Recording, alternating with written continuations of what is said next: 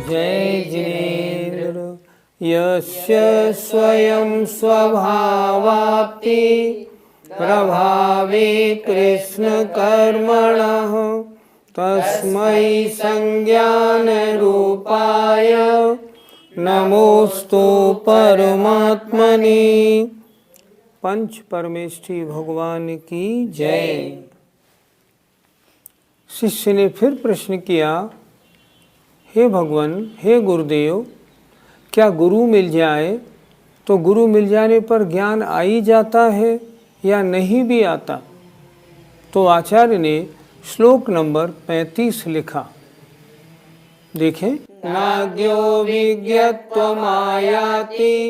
विज्ञो नाज्ञत्वमृच्छति निमित्तमात्रमन्यस्तु गतिर्धर्मास्ति कायवत्। संधि विच्छेद। न अज्ञो विज्ञत्वम आयाति। अज्ञो माने अज्ञानी, विज्ञत्वम माने ज्ञानी पने को, न आयाति प्राप्त नहीं होता। अज्ञानी है, गुरु कितना ही पढ़ाए उसमें ज्ञान कहाँ से आ जाएगा? नहीं होता। और विज्ञो जो ज्ञानी है, न अज्ञत्वम इच्छति, वो अज्ञत्व पने को, अज्ञानी पने को नहीं प्राप्त होता है। अज्ञानी कभी ज्ञानी पने को प्राप्त नहीं होता और ज्ञानी कभी अज्ञानी पने को प्राप्त नहीं होता, जब तक कि स्वयं वांछा ना करे। स्वयं अभिलाषा करेगा तो होगा, नहीं तो नहीं होगा। क्या लिखा? निमित्त मात्रम अन्यस्तु। अन्य जो गुरु आदि हैं वो तो निमित्त मात्र हैं। ज्ञानी बनना है, स्वयं ज्ञानी बनने की इच्छा करो तब ज्ञानी बनोगे। तो अन्य तो निमित्त मात्र हैं, जैसे गते हैं चलने में धर्मास्तिकाय की तरह। जैसे जब भी चलते हैं जीव और पुद्गल तो धर्मास्तिकाय या धर्मद्रव्य चलने में उदासीन रूप से सहायता करता है। उसी तरह जो गुरु आदिक हैं, जो पुस्तक आदिक हैं, ये तो निमित्त मात्र हैं। जो ज्ञानी बनना चाहेगा तभी ज्ञानी बनेगा, नहीं तो नहीं। फिर देखें, जो अज्ञानी है वो विज्ञत्वम ज्ञानी पने को न आयाति प्राप्त नहीं होता है। उसके कुछ समझ में ही नहीं आएगी। कितने ही प्रवचन सुने, कितने ही शास्त्रों को पलटे, जहाँ की तहाँ ही रहेगा वो। और विज्ञो जो ज्ञानी है, अज्ञत्वम न इच्छति, वो अज्ञानी पने को प्राप्त नहीं होता।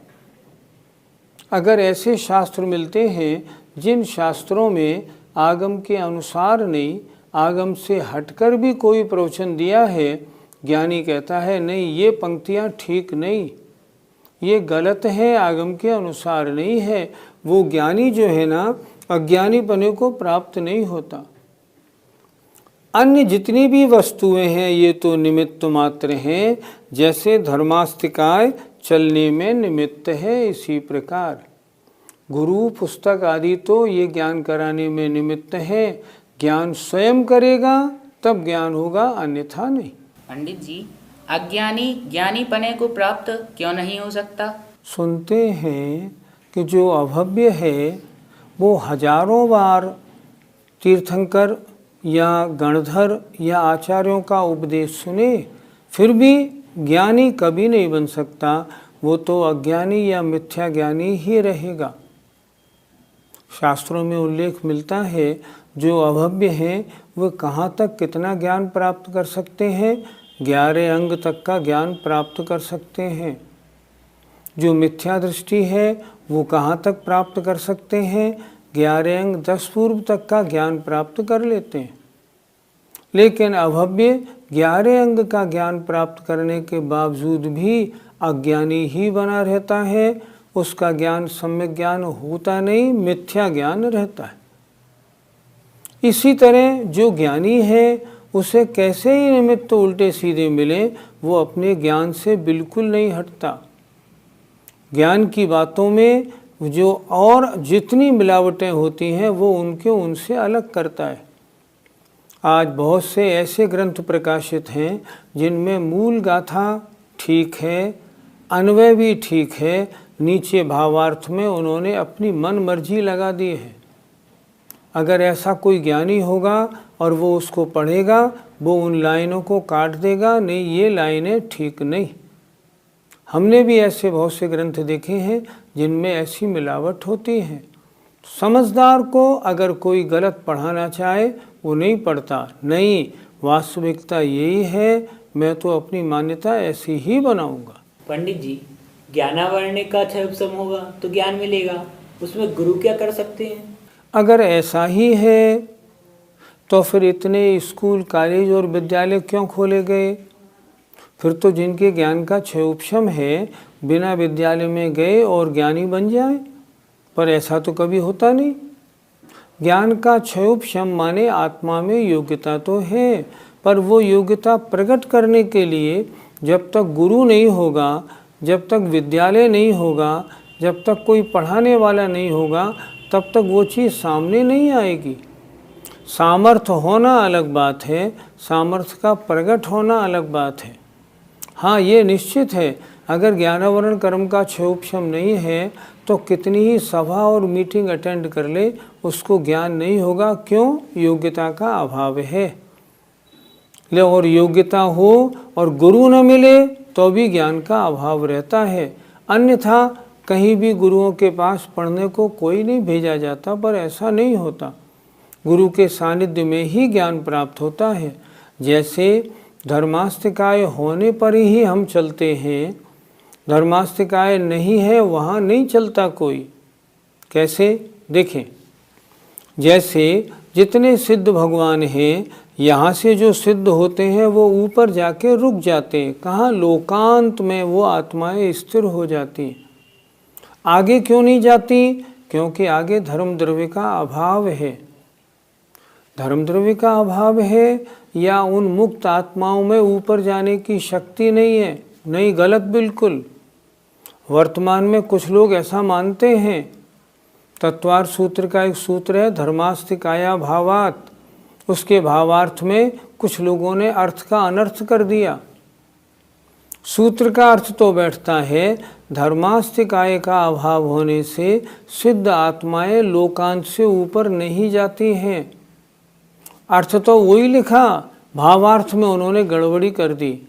उन्होंने लिख दिया ऐसा नहीं, उन सिद्ध भगवानों में वहीं तक जाने की शक्ति है, इसलिए वो आगे नहीं जाते। ये सब गलत हो गया। ज्ञानी अगर पढ़ेगा वहाँ क्रॉस लगा देगा, वो अज्ञानी अज्ञानपने को प्राप्त नहीं होता। वो जानता है ये चीज़ गलत है। सिद्ध आत्मा में तो निरंतर ऊर्ध्वगमन की शक्ति है। आगे निमित्त का अभाव होने से सिद्ध आत्माएं अलोकाकाश की ओर नहीं जाती। तो वास्तविकता है, उसको उसी प्रकार समझना चाहिए। समोसरण में अभव्य जीव और मिथ्या दृष्टि जाते हैं या नहीं जाते? पहली बात, तीर्थंकर भगवान की जो सभा लगती है उसका नाम समोसरण नहीं, समवसरण है। हम सब लोग उसका उच्चारण करते हैं समोशरण, नहीं, समवशरण। तो समवशरण में अज्ञानी मिथ्या दृष्टि अभव्य जाते हैं कि नहीं जाते, इस बारे में विभिन्न आचार्यों ने विभिन्न मत दिए हैं। तिलोय परिणतिकार तो कहते हैं कि समवशरण में ना मिथ्या दृष्टि जाते हैं ना अभव्य जाते हैं। हरवंश पुराणकार कहते हैं समवशरण में अभव्य नहीं जाता लेकिन मिथ्या दृष्टि जाते हैं। लेकिन उत्तर पुराणकार कहते हैं कि समवशरण में मिथ्या दृष्टि भी जाते हैं और अभव्य भी जाते हैं। शिष्य ने फिर प्रश्न किया, हे गुरुदेव, हमें आत्मचिंतन करना हो, कैसे आत्मचिंतन करें? तो अगले श्लोक में आचार्य ने आत्मचिंतन की विधि बताई है कि इसका प्रोसेस ये है।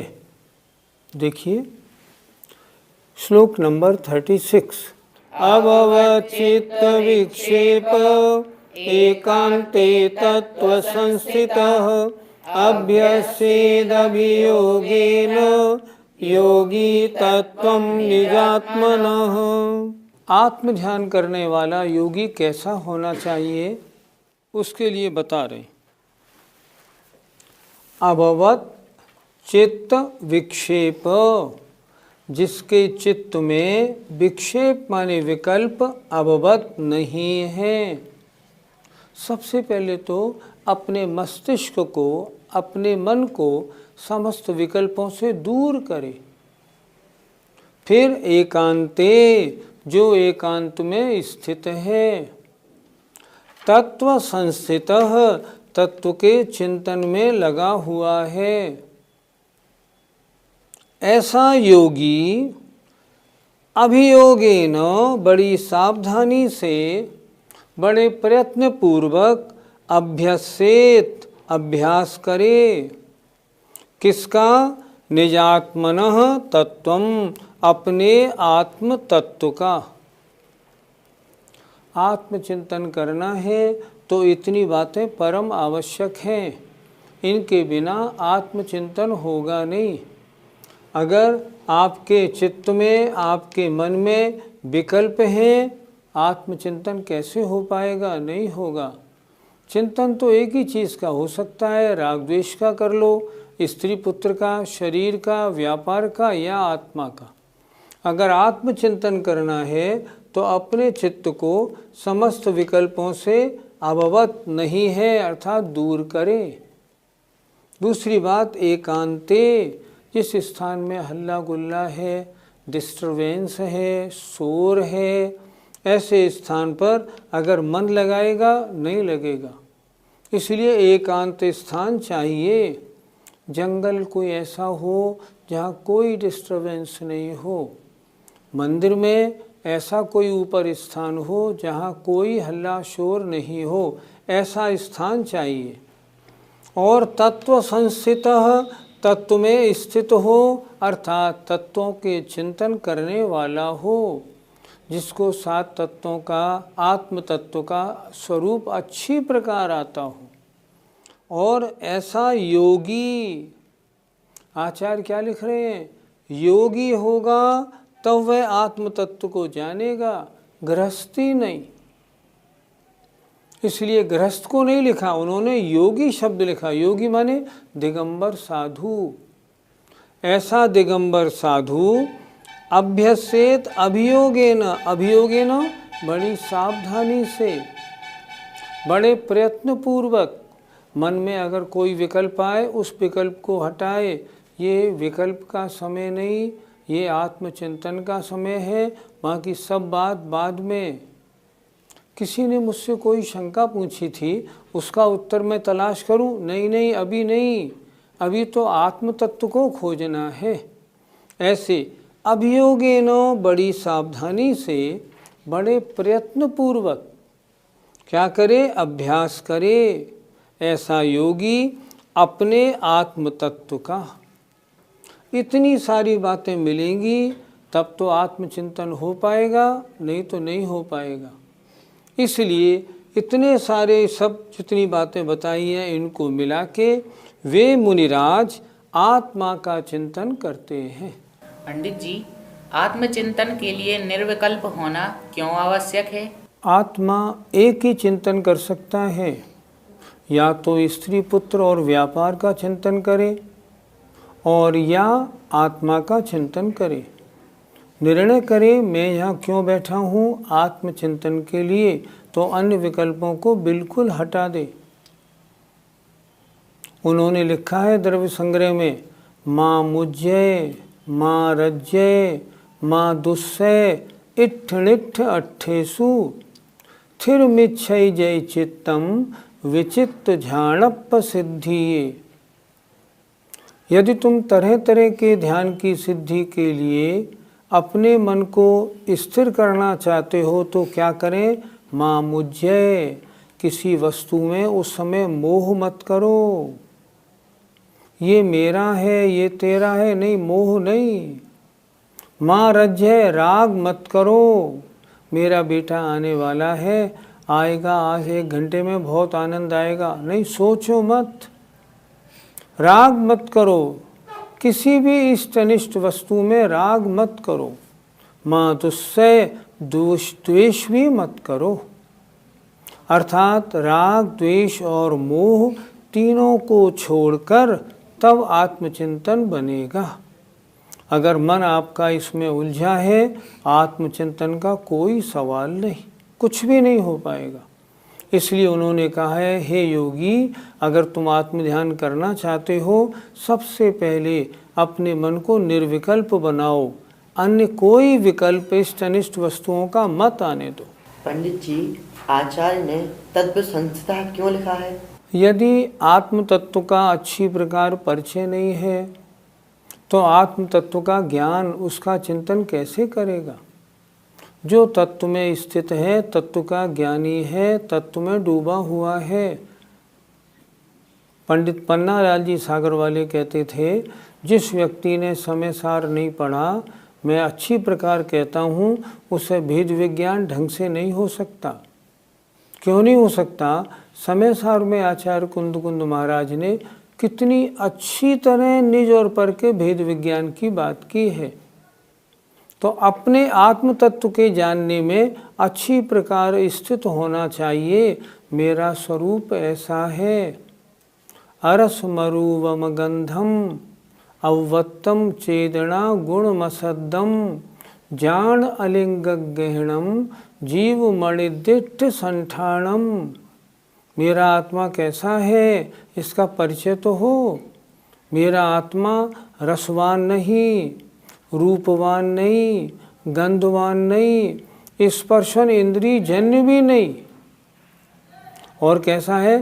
चैतन्य गुण वाला है, शब्द भी नहीं है और किसी चिन्ह से पहचानने में नहीं आता। जब तक इस प्रकार आत्म तत्व का अच्छी प्रकार परिचय नहीं होगा, तब उसमें स्थित कैसे होगा, उसमें डुबकी कैसे लगाएगा? जीव के बारे में कितनी अच्छी तरह समझाया है द्रव्य संग्रह में। जीव को 9 तरह से समझाया है, अपनी आत्मा को समझो।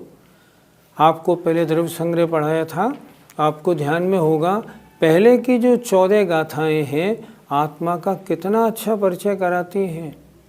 जीवो उबोगमो आमुत्ति कत्ता सदेह परिमाणो भूता संसारथो सिद्धो सो विश्व सो ढगई। इन सब प्रकार से आत्म तत्व में स्थित होकर अपनी आत्मा का चिंतन करेगा, तब तो ध्यान बनेगा। अगर इतना अच्छा उसे परिचय नहीं होगा तो मन कैसे लगाएगा? इसलिए लिखा उन्होंने तत्व संस्थितः। पंडित जी, एक शब्द दिया है अभियोगेन, इससे क्या समझना चाहिए? अभियोगेन, बड़ी सावधानी पूर्वक, बड़ी तैयारी से, बड़े प्रयत्न से, पूरे लगकर जुटकर आत्मचिंतन करे। अर्थात जिस समय आत्मचिंतन के लिए बैठे, उस समय शरीर से अन्य क्रिया नहीं करे। उस समय अगर मान लो मच्छर आदि काटें, मक्खी आदि कोई ऊपर आके बैठ जाए, उस ओर चिंतन बिल्कुल ध्यान ना दे। आत्मचिंतन में जब लगा है तो आत्मा के अलावा अन्य वस्तु का ध्यान ना करे। आत्मचिंतन में तो जो हितकारी वस्तुएं हैं, मंदिर है, मूर्ति है, उनका चिंतन भी करना नहीं बताया। ये शुभ चिंतन है। आत्मचिंतन इससे भी ऊंचा है। आत्मचिंतन में मेरी आत्मा का क्या स्वरूप है, इसका जब चिंतन करता है तो अन्य जो उपादेय वस्तुएं हैं उनका चिंतन नहीं करता, ज्ञेय वस्तु का चिंतन करता है। आचार्य श्री ने कहा था, वस्तु 3 प्रकार की होती हैं, हे, उपादेय और ज्ञेय। हे वस्तुएं कौन है? अपने स्त्री पुत्र व्यापार आदि, ये हेय हैं। अगर इनका चिंतन करेगा तो पाप बंद होगा। उपादेय वस्तुएं कौन सी हैं? जिन बिंब, जिनालय, जिन गुरुदेव, ऐसों का चिंतन करेगा, ये उपादेय वस्तुएं हैं, इनसे पुण्यबंध होगा। लेकिन जब ध्येय या ज्ञेय वस्तु का चिंतन करेगा, उस समय तो पुण्य पाप से रहित होके अपने आत्मचिंतन में डूब जाएगा। इसलिए उस समय पूरे प्रयत्न पूर्वक आत्मचिंतन करे। अभियोगेन बड़ी सावधानी से, बड़े प्रयत्न से, पूरी मेहनत से आत्मा का चिंतन करे। पंडित जी, क्या गृहस्थ को आत्मचिंतन नहीं होता? कुछ लोग तो गृहस्थों में भी आत्मचिंतन मानते हैं। ज्ञानार्णवकार ने बहुत स्पष्ट लिखा है। उन्होंने लिखा है, कदाचित सूर्य पश्चिम से उग सकता है, कदाचित विधवा के, कदाचित बांझ के लड़के की शादी हो सकती है, जबकि संभव नहीं, बांझ के लड़का कैसा, पर उसकी भी शादी हो सकती है। आकाश के पुष्पों से सहरा बनाया जा सकता है, परंतु गृहस्थ अवस्था में ध्यान नहीं होता। आचार्यों ने यहाँ तक लिखा है, जो गृहस्थ अवस्था में शुद्धोपयोग या आत्मचिंतन मानते हैं, उन्होंने अभी शास्त्रों का स्वाध्याय नहीं किया। मन मानने के लिए तो आप अपने को भगवान मान ले तो क्या बुराई है, माने कोई आपत्ति थोड़ी है, पर शुद्धोपयोग तो शुद्धोपयोग ही है। शुद्धोपयोग किसे कहते हैं? कषाय रहित अवस्था में होने वाला उपयोग। चतुर्थ गुणस्थान वर्ती में गृहस्थी में फंसा हुआ है, कषाय रहित परिणाम कैसे बन सकते हैं? बन ही नहीं सकते। स्पष्ट मोक्ष मार्ग प्रकाशक में टोडरमल जी ने लिखा है, शुद्धोपयोग तो करणान योग की अपेक्षा 11-12वें गुणस्थान में होता है, क्योंकि उससे पहले तक कषाय अवस्था रहती है। वास्तव में तो आत्मा में जो डुबकी लगती है वो कषाय रहित अवस्था में लगती है। इसलिए गृहस्थ अवस्था में आत्मचिंतन नहीं हो सकता। तो क्या फिर आत्मचिंतन हम नहीं करें? नहीं हो सकता तो नहीं, भावना भाने में आपत्ति नहीं, प्रयत्न करने में बुराई नहीं, पर होगा नहीं। प्रयत्न करने में आपत्ति नहीं, क्योंकि प्रयत्न करना भी पुण्यबंध का कारण तो है। इसलिए अगर आत्मचिंतन करना हो, पहले चित्त को निर्विकल्प करो, दूसरी बात एकांत स्थान में जाओ, तीसरी बात अपनी आत्मा में ठहरो, और पूरे प्रयत्न पूर्वक आत्मा का चिंतन जब करेंगे तब आत्मचिंतन होगा। जय जिनेन्द्र।